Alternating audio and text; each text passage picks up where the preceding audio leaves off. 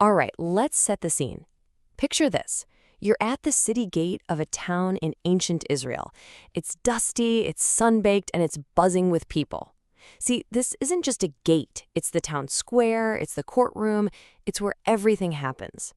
And right in the middle of it all, a young woman, Anna, is standing before a man named Joachim.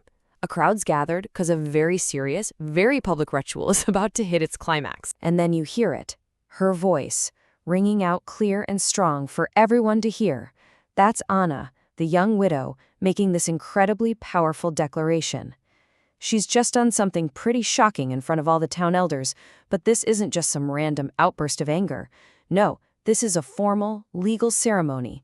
And those words, they're the final, stunning conclusion. So this leads us to the big question here. What is going on? Why on earth is a woman pulling off a man's shoe in public and calling him out like this? It seems bizarre, right? To get what's happening, we have to look at the ancient law that's pulling all the strings. And the answer, well, it isn't just about the living. It's about a really profound duty that's owed to the dead. The whole conflict between Anna and Joachim is all wrapped up in a law that was designed to solve a huge problem in their society. What do you do when a man dies without leaving behind an heir? This is where something called levirate marriage comes in. It sounds kind of formal, but the concept found in the Law of Moses is pretty direct. If a man died without any kids, his brother was required, socially and legally, to marry his widow. And here's the crucial part. Their first son wouldn't be considered the new husband's heir. Nope. That son would be the heir of the dead brother, making sure his family line, his name, didn't just vanish. So you might be asking, why have a law like this? Well, it did three really important things. First, just like we said, it kept the dead brother's family name alive, so it wouldn't be blotted out of Israel. Second, it gave the widow vital protection. Without it, she could be left with nothing. And third, it kept property and land inside the family clan, which was absolutely essential for keeping the whole community stable. And that brings us right back to Joachim, the man in the hot seat. As Anna's brother-in-law, it is his duty to marry her. But right there, in front of everybody, he's refused. And it's not some emotional outburst. This is a cold, hard, calculated decision. And right here, you can see the dilemma. It's high stakes for both of them.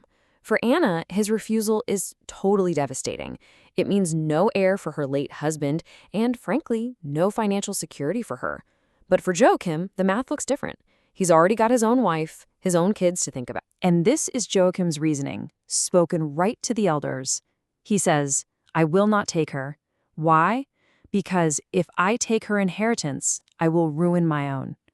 He's worried that taking on his brother's estate and responsibilities will mess up the inheritance he wants to leave for his own kids.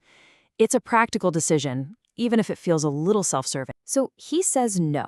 And you might think, well, that's it for Anna then, right? Not at all.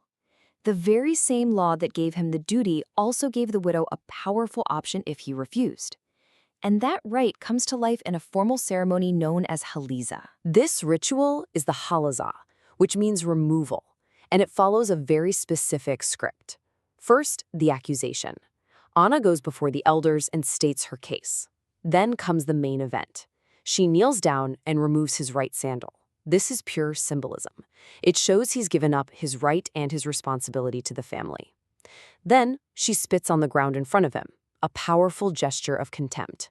And finally, she makes that public declaration we heard at the very beginning. And this is what's so incredible. You have to remember, in a deeply patriarchal society, women just didn't have much public power.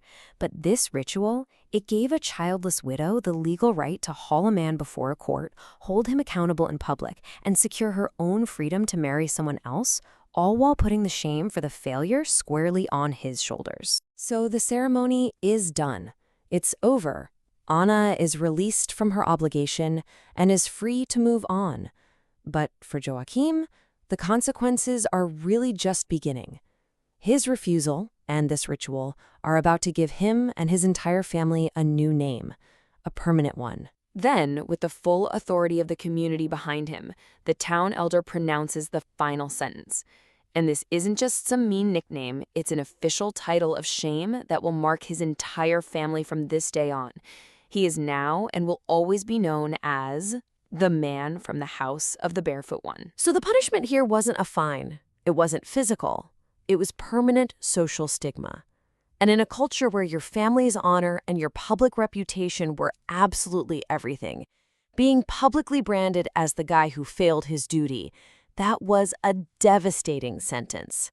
Every single time someone mentioned his family, they'd remember this day, his barefoot, and his failure. And this whole story leaves us with a really fascinating question to think about. I mean, the Chalitza ceremony definitely gave a woman like Anna a voice and a real measure of control over her own life when she had few options. But was it true female empowerment, or was it more like society's last resort tool to pressure men into doing their duty, with the widow being the instrument to make it happen? A way to keep the system running, even while it gave one woman a way out. It just goes to show that justice and power can look very, very different depending on the world you're living in.